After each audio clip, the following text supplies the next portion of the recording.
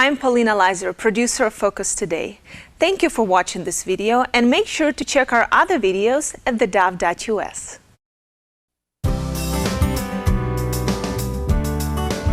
Welcome back to Focus Today, and hey, what a delight to have back with us today Ed Martin. Ed is the president of Eagle Forum, founded by the late Phyllis Schlafly, which we all have the highest regard for, and Ed doing a great job carrying on the vision and the work.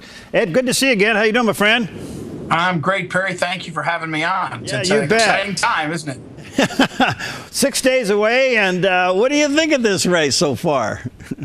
Well, look, I have had in my life my own opinions, but now that when I worked for Phyllis all these years, the last about 3.5 years, I came to merge my thoughts with Phyllis's. And one thing that I do sometimes wonder is why she's not here. You know, when she passed away on September 5th, I knew I'd miss her, but there are times where I wish I could run down the hall and say, hey, what about this? But you know what Phyllis said and what she wrote about with regard to Donald Trump and the issues that he talked about, she thought he was a transformative character, a transformative candidate, because he was going to be making an argument that was much bigger than anything Republicans had done in a while. And so I think we're seeing that. You know, we're seeing people who are paying attention. And then I think in some ways, the kingmakers, Phyllis always called them that want people like Hillary Clinton to keep the status quo. Things are falling apart for them. So it's incredible. It's a wild time. Well, you know, I remember when she came out with the book, and we talked to her briefly. I got to tell you, I think a lot of conservatives were shocked that she jumped on the Trump train so fast.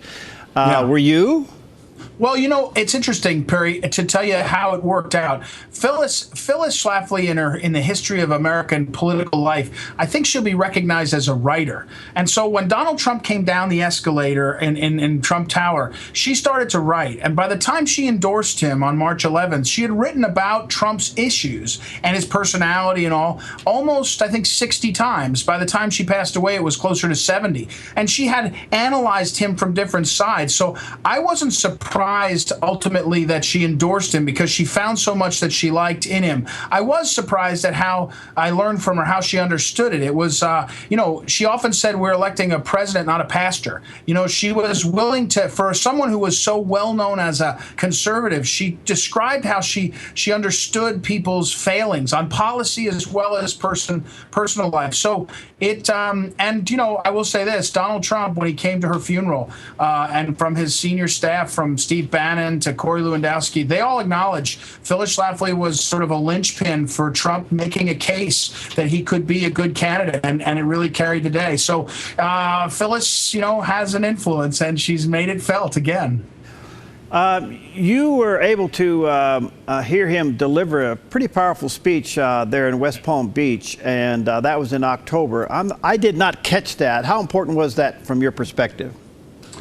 Well, you know, he has given certain speeches that framed things up. I'm actually reminded of a different one, the one that he gave in Philadelphia at, I think, the Union League, I think it was, on the military. You know, when you read our book, The Conservative Case for Trump, it's only 10 chapters. It's really very short. But those chapters are really central to Phyllis's vision of a conservative and a building block. And one of them is military superiority. I think today I saw Trump put something out about Make America Safe again. I think people in their gut, they know there's something wrong in the country. Washington, drain the swamp. But I think people also have a fear for the future. So there were certain moments where Trump's speeches, you had to pull back from the rhetoric and the coverage and try to get to what he was about. But those speeches matter. That was the one that I've been focusing on today, actually.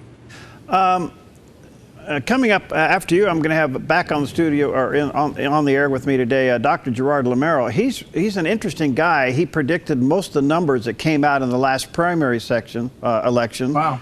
He also said that the Republican Party and the Democratic Party would be reshaped as we know it, and there would be a huge pushback on American media. Well, he's right on all those accounts. Now, here's the other thing. Given where we are today in the election, he came out with an article, I think it was yesterday or the day before, saying Trump, 339 electoral votes, Clinton, 199. That is a huge landslide. Do you think it's possible? I do. I do think it's possible. I think it's really likely. But let me say something about that first comment you made. One of the things that Phyllis Schlafly reveled in was the way Trump was able to deconstruct, to lay bare the institutions in politics that were so holy. And he just didn't buy it. You know, the media has been laid bare. The Republican Party, in some ways, they had this system that they were going to game the system for Jeb, you know, or whoever it was. And he laid the political correctness, again, a chapter in the book on political correctness. You know, what Phyllis, she would laugh out loud at what he would do when the conventional wisdom was grovel and apologize and become a sort of mealy-mouthed guy. He never did it. He never fell for it. I think what you're seeing in the last 8 days, let me say this, or 6 or 7 days, Phyllis said to me often, the most important thing that she did was run for Congress twice and lose, because you learn how campaigns work and you really understand them. You get to a point in an election cycle, the momentum starts to move. And I think we were seeing it before the FBI thing on Friday. People are saying, you know what?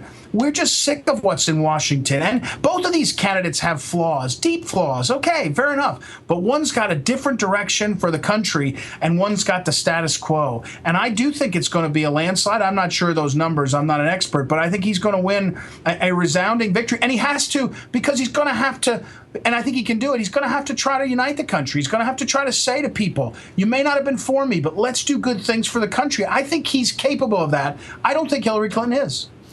Well, gee, I met another loser. You lost twice, I lost 3 times. Exactly. That's right. I tell Phyllis, I don't like that story. I'd prefer to have won one of these, but yeah, that's right. It is somehow it forms you, I guess. But I still got the Eagle Forum Award. I value that greatly. So what do you think's behind this Trump movement? What is it that he can plow through all of this and still be on top? What do you think it is?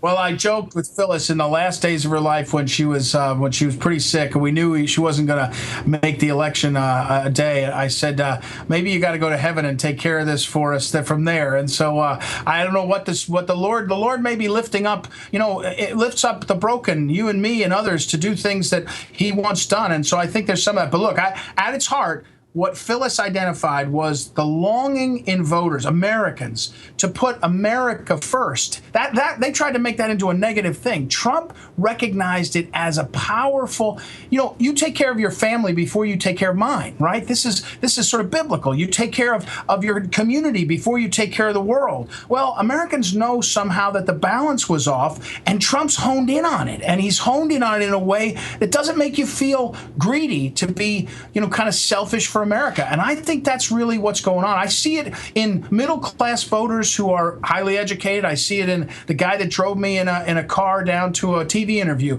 People they want someone to lead them like that. And I really think that on immigration and trade, it's an emblem for that kind of movement. And that's important. This is a key moment. Europe is disintegrating, right? I mean, China is facing unprecedented slow growth and labor problems. The world is wild. It's upside down. In America, we've got to rediscover. And by the way, Trump also is not afraid to call it Americans first. He means a Judeo-Christian America. He doesn't mean a kind of gobbledygook of whatever it is the left wants. So that's what I think is at the heart of it. I think that's what's going to carry it forward. You bring up an interesting point here, Ed, and that is that you had Franklin Graham going to all 50 states holding prayer rallies at the Capitals. Huge, huge turnout.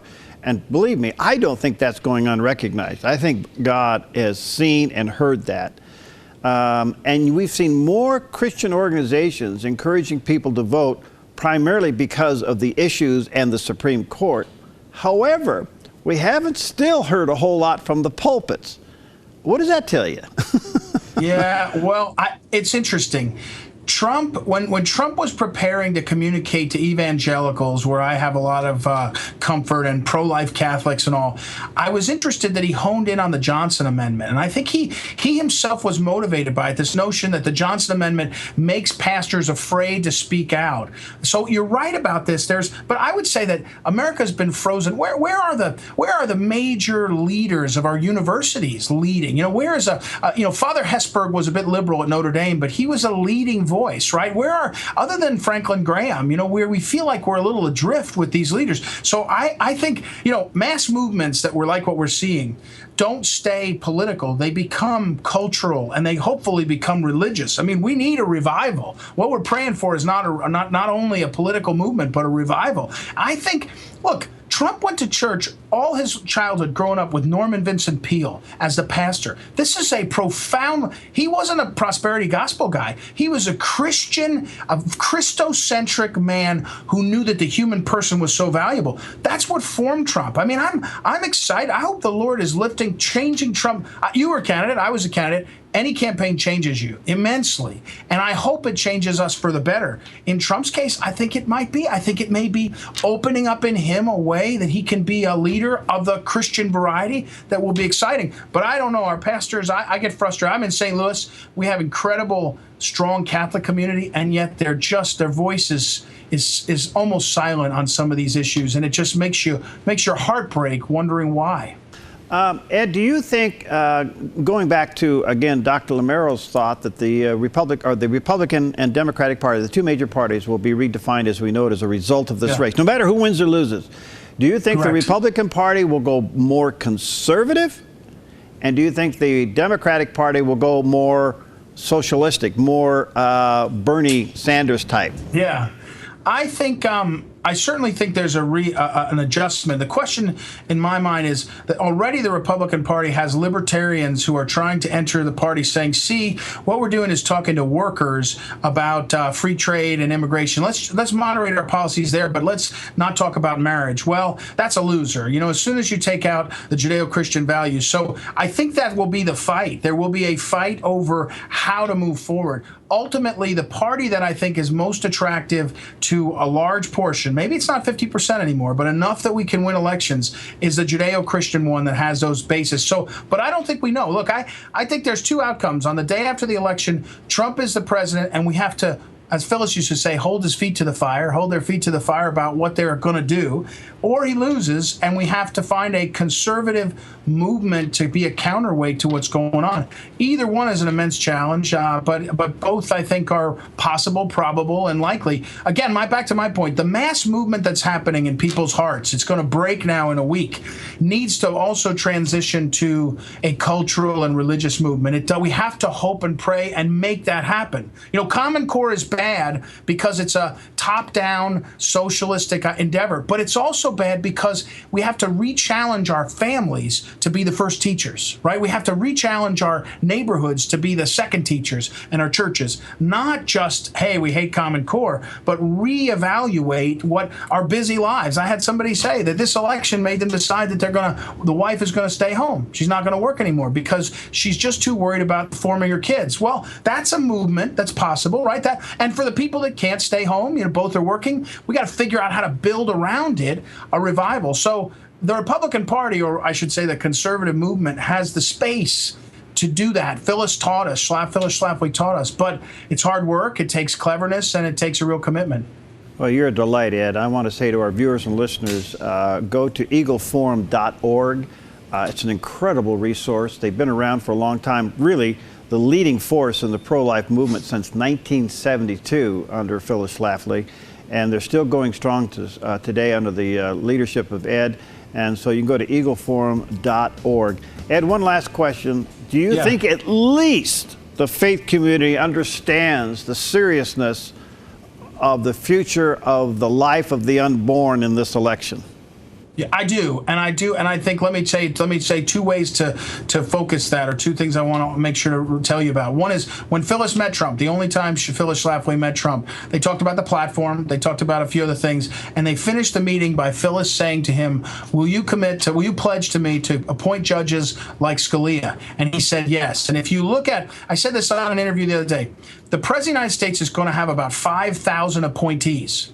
And he can appoint people like friends of yours and mine, right, that are Judeo-Christian, or Hillary can appoint them, right? The people that are going to run the EPA and the Interior Department and be appointed to lower courts can be people that you and I know, or they can be Hillary's folks. That's what's at stake. The Supreme Court on down is what's at stake. The other thing I want to make sure, Perry, before I get off is to let you know, I break a little bit of news. We got the publisher today to tell us we're going to publish by Christmas a collection of Phyllis's favorite speeches. She picked them out before she died, and it's going to be a short book, about 200 pages, about 15 great speeches that I'll come back on to talk about. But that we're going to keep, you talk about our work. I actually head up a number of organizations, and our goal is educating and forming ourselves and each other to be involved in politics, and that's what we're doing. So it's going to be a great election. We'll be praying for everybody and for you, and ask your listeners to keep us in their prayers too. All right, thank you, Ed. God bless you, my friend. Keep up the good work. I look forward to get the book. I can't wait. Okay. All right. Thank you. Keep up the good work. All right, Ed Martin, he's the president of Eagle Forum. You can go to eagleforum.org. All